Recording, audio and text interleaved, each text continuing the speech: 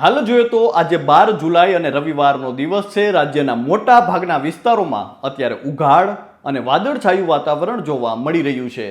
તો અમુક છૂટાછવાયા વિસ્તારોમાં હળવા વરસાદી ઝાપટા પણ પડી રહ્યા છે. જો કે રાજ્યના અનેક વિસ્તારો એવા છે જ્યાં હજુ સુધી વાવણી લાયક વરસાદ પણ નથી પડ્યો. ત્યારે અમારી સાથેની વાતચીતમાં હવામાન નિષ્ણાંત પરેશભાઈ ગોસ્વામીએ ચોમાસા, વરસાદ, પવન અને અલ્નીનોની અસરને લઈને મોટી આગાહી જાહેર કરી છે. આ ઉપરાંત હવામાન વિભાગે પણ રાજ્યના ચાલુ સિઝનના વરસાદી આંકડા જાહેર કરતા જણાવ્યું છે કે રાજ્યમાં અત્યાર સુધીમાં સરેરાશ કરતાં ઓછો વરસાદ પડ્યો છે. આ સાથે જ હવામાન વિભાગે માછીમારોને આગામી દિવસોમાં દરિયો ન ખેડવાની સૂચના આપી છે.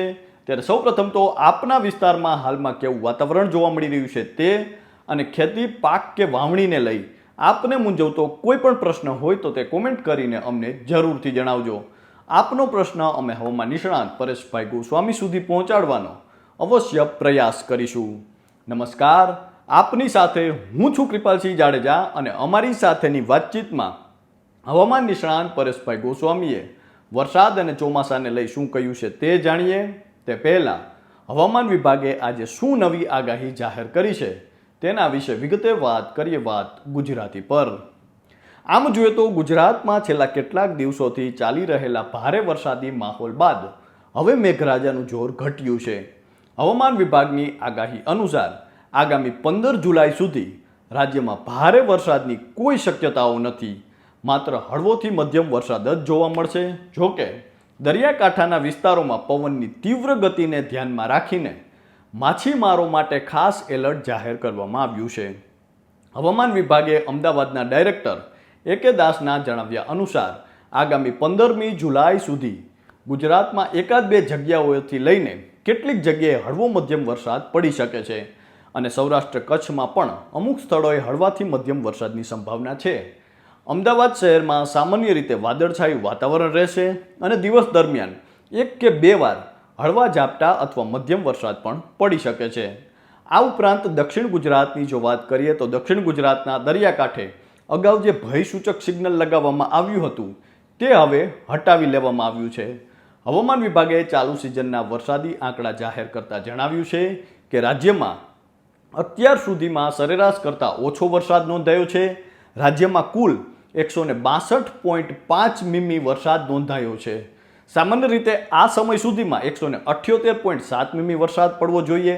આથી હાલમાં સરેરાશ વરસાદમાં 9%ની ઘટ જોવા મળી રહી છે. ભારે વરસાદની સિસ્ટમ હાલ નબળી પડી હોવાથી હાલ ઉઘાડ નીકળ્યો છે. આ ઉપરાંત માછીમારોએ દરિયાઈ પવનના કારણે આગામી થોડા દિવસ સાવધ રહેવું પડશે. તો આ તો હતી હવામાન વિભાગની આગાહી. હવે હવામાન નિષ્ણાંત પરેશભાઈ ગોસ્વામીએ અમારી સાથેની વાતચીતમાં પવન, ચોમાસા અને વરસાદને લઈ શું કહ્યું છે આવો જાણીએ. પરેશભાઈ, આમ તો આપનો વર્ષોનો અનુભવ છે અને આપ અત્યારે તો જે કહી શકાય કે દરેક ક્ષણે છે પ્રિડિક્શન કરતા હશો ને જે કહી શકાય કે રિસર્ચ કરતા હશો. ખાસ કરીને આ ચોમાસું છે જે આવ્યું છે તો આ ચોમાસામાં પરેશભાઈ કઈ અલગ દેખાઈ રહ્યું છે? ખાસ કરીને હવાને લઈને, તાપમાનને લઈને કઈ અલગ જોવા મળી રહ્યું છે કે આ નોર્મલ ચોમાસું જ છે? જો નોર્મલ તો નથી કૃપાલસિંહભાઈ, આ વર્ષનું ચોમાસું અલગ તો છે એમાં આપણે ના નહીં કહી શકીએ, કેમ કે આ વર્ષે એક તો ચોમાસું લેટ ચાલી રહ્યું છે. એમાં પણ ખંડવૃષ્ટિ અત્યારથી આપણે જોવા મળી રહી છે.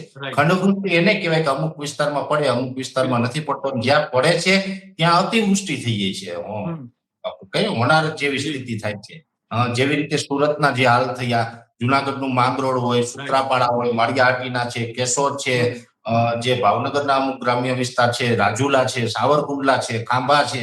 હવે આ બધા વિસ્તારો અનેક એવા છે કે જ્યાં અતિ ભારે કે જે એક સાથે એક દિવસની અંદર ક્યારેય ન પડતો હોય એવા વરસાદ પણ પડ્યા છે. એટલે જ્યાં પડીએ છે ત્યાં ધોધમાર પડીએ, નથી પડતો ત્યાં બિલકુલ નથી પડતો. એટલે આ અનબેલેન્સતા વાળું ચોમાસું તો ચોક્કસથી છે. આપણે સાધારણ ચોમાસું નથી ને એમાં પણ અત્યારે પણ તમે જો વરસાદ બંધ રહીએ એટલે અત્યારે જે ટેમ્પરેચર ડાઉન થવું જોઈએ એટલું ડાઉન નથી થતું. ગરમ વાતાવરણ પણ પાછું રહે છે. એટલે ગરમી છે અત્યારે જુલાઈ મહિનામાં તો એટલી ના હોવી જોઈએ, છતાં પણ છે, કેમ કે આ અલ્નીનોની ઇફેક્ટ છે બધી. અને અલ્નીનો છે આપણે તો પહેલાથી જ અનુમાન હતું કે ભાઈ અલ્નીનો આવવાનો છે. એમાં આ વર્ષે થોડો વધુ મજબૂત એટલે કે સ્ટ્રોંગ સુપર અલ્નીનો બનવાનો છે. તો સુપર અલ્નીનો તરફ પણ હવે એ આપણું તાપમાન છે એ પ્રશાંત મહાસાગરનું જઈ રહ્યું છે.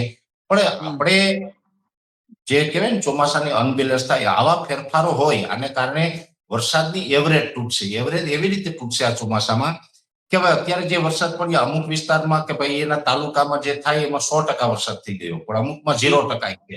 તો આ જે આખા ગુજરાતની એવરેજ નીકળશે ત્યારે એ 100% એવરેજ આખા ચોમાસાની પહોંચવાની નથી. જેમ ગયા વર્ષે ઓલ ઓવર ગુજરાતની વરસાદની એવરેજ 109% આવી હતી તો એ આ વખતે 90 થી 93% આવી. તો અમે પહેલેથી કહેતા આવીએ છીએ કે 90 થી 93% ચોમાસું રહેશે એટલે એ એવરેજ તૂટશે. એક ફરક એ પડશે. બીજા નંબરની અંદર આપણે તો નસીબદાર એ છે કે અરબ સાગરને કાંઠે છે આઈઓડી એટલે ઇન્ડિયન ઓશન ડેપોલ છે એનો બેનિફિટ આપણે આ ચોમાસામાં મળવાનો છે. જેથી કરીને મેં આપને જણાવ્યું ને કે એક રાઉન્ડ તો આપણે સારો 80% વિસ્તારમાં થયો. હજુ પણ જુલાઈમાં સાર્વત્રિક રાઉન્ડ પણ છે ને એક છૂટાછવાયો રાઉન્ડ એ છે. ઓગસ્ટમાં વરસાદ થવાનો છે. એટલે આપણે તો ભલે કદાચ વરસાદની વચમાં ક્યાંક ઘટ પડે પણ એકંદરે વરસાદ પડતા રહેવાના છે. તો આ તો હતી હવામાન નિષ્ણાંત પરેશભાઈ ગોસ્વામીની આગાહી. તેમની આગાહી પ્રમાણે આ વર્ષનું ચોમાસું અલગ તો છે જ, કારણ કે ચોમાસામાં સામાન્ય રીતે જે વરસાદી માહોલ હોય છે તેના બદલે અત્યારે પવન ભારે જોવા મળી રહ્યો છે અને સાથે જ તાપમાનમાં પણ વધારો જોવા મળી રહ્યો છે.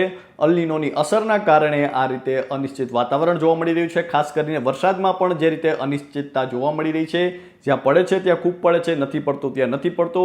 તો પરેશભાઈનું કહેવું છે કે આ પ્રકારની અનિશ્ચિતતા અલ નીનોને કારણે જોવા મળી રહી છે અને આગામી દિવસોમાં કહી શકાય કે હજુ તમામ વિસ્તારો છે તે સારા વરસાદની શક્યતાઓ પણ તેમણે વ્યક્ત કરી છે. આ ઉપરાંત હવામાન વિભાગે પણ આગામી 15 તારીખ સુધીમાં રાજ્યમાં છૂટાછવાયા વિસ્તારો અથવા અમુક વિસ્તારોમાં હળવા મધ્યમ વરસાદની શક્યતાઓ વ્યક્ત કરી છે. તો હાલ બસ આટલું જ. ફરી મળતા રહીશું વાત ગુજરાતી પર.